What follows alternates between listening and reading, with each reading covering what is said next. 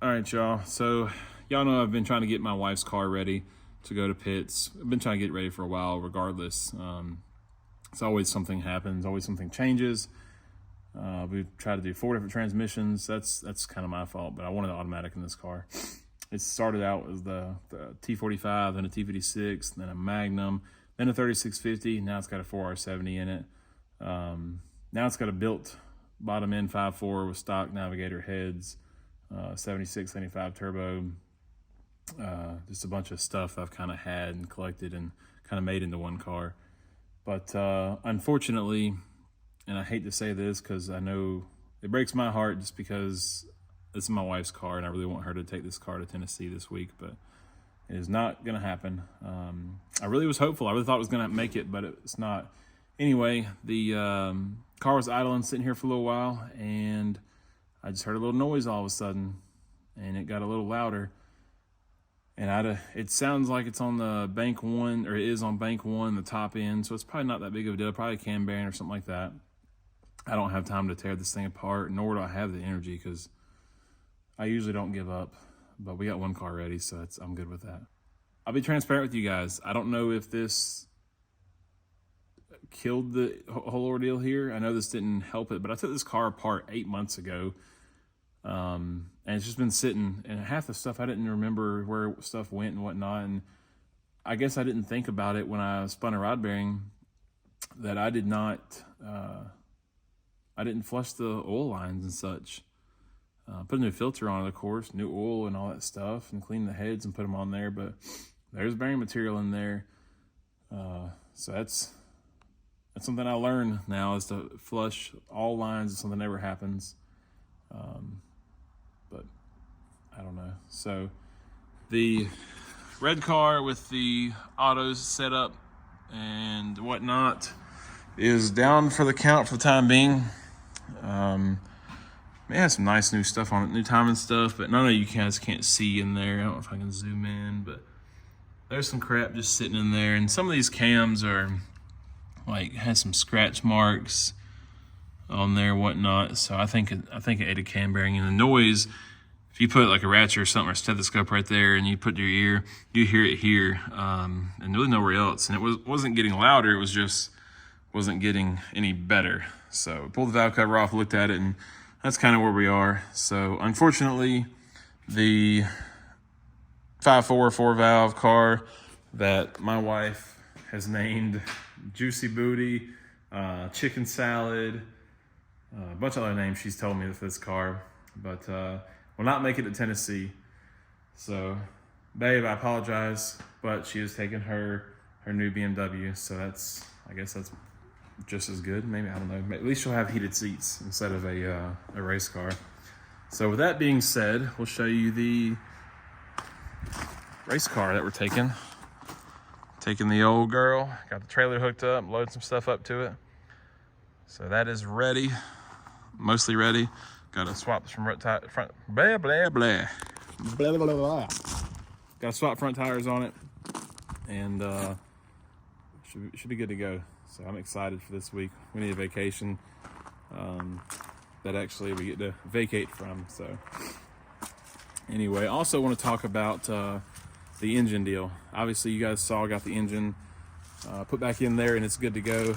Now, the engine is a number of things that I don't know where to start, really.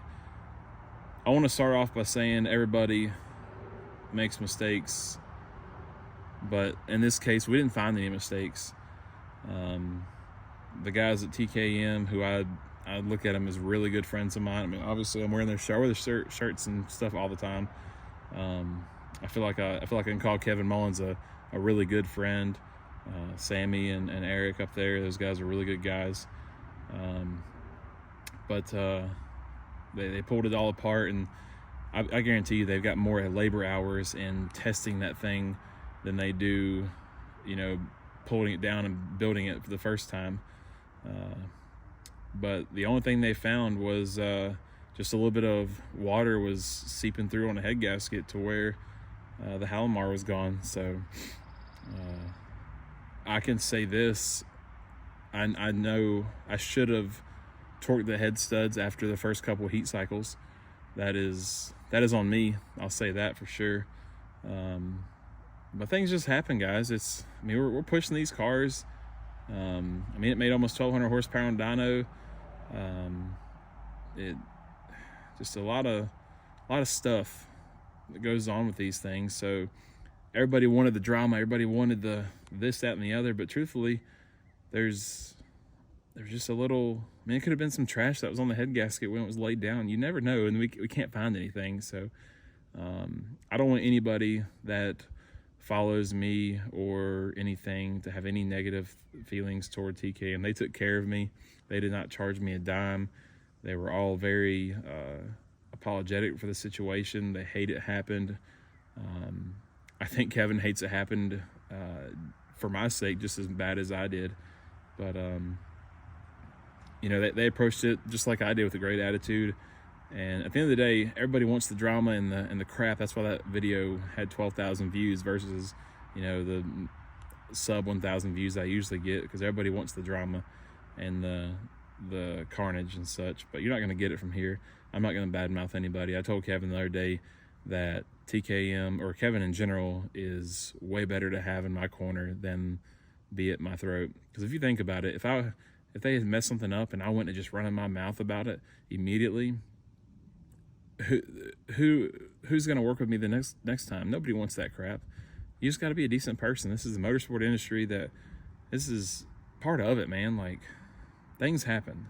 It just is what it is. You're pushing parts hard, and for goodness sake, we're going close to sevens with a 6-shift 2-valve. Like, that's not supposed to happen. I think there's like 5 7-second 2-valves ever, and we're close to doing it with a 6-shift. So street car at that. But anyway, guys, support the guys who support me. I can't say it enough. Take Performance, TKM Performance. Got the guys that support me on here. Modular Head Shop, Doc, West, Nathan, Tick, Parachute Pant Man, my man Eating the Corn Dog. Always support Elite Equipment Company. Website will be up for that pretty soon. It'll be eliteequipmentusa.com. And we sell cameras there, Drain Pro Gear. That's drainprogear.com as well. But anyway, this video is long enough. I appreciate you guys hanging in. But again, TKM went above and beyond. Not to mention, they rushed my first engine. I think they had it less than, I don't even know if it was 2 weeks, but it was a ridiculously fast time. And that alone I'm appreciative of.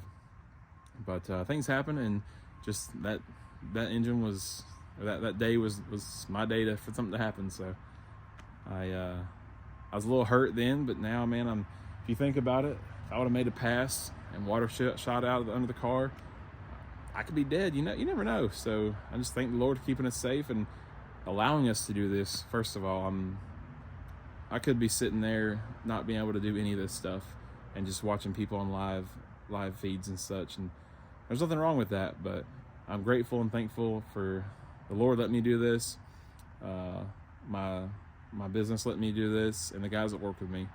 And support your local guys, because you're going to need them. Thank you guys, and have a good one.